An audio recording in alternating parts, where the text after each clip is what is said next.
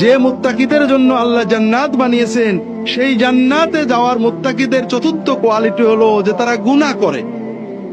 তারা কি করে? বড় মজার ব্যাপার না?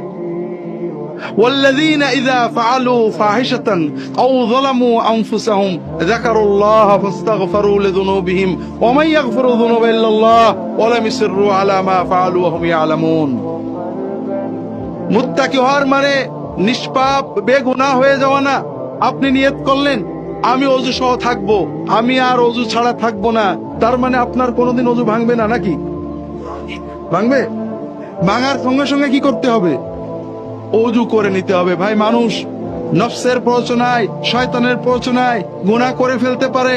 আল্লাহ যখন দেখেন শয়তানের প্ররোচনায় করেছে, করার ইচ্ছা ছিল না, বাদ দেওয়ার চেষ্টা করেছে, সঙ্গে সঙ্গে তওবা করতে হবে। আল্লাহ বলছেন যারা যদি কখনো গুনাহ করে ফেলে, অন্যায় অশ্লীল কাজ করে ফেলে, সঙ্গে সঙ্গে আল্লাহর কথা মনে পড়ে যায়, সঙ্গে সঙ্গে দেরি না করে, রেট না করে আল্লাহর কাছে মাফ চায়, আর আল্লাহ ছাড়া তো কেউ মাফ করতে পারে না, তারা জেনে শুনে ওই গুনাহটা বারবার করে না, একবার হয়ে গেলেই সঙ্গে সঙ্গে তওবা করে, তওবাটাকে বসিয়ে রাখে না শেষ জীবনে করার জন্য।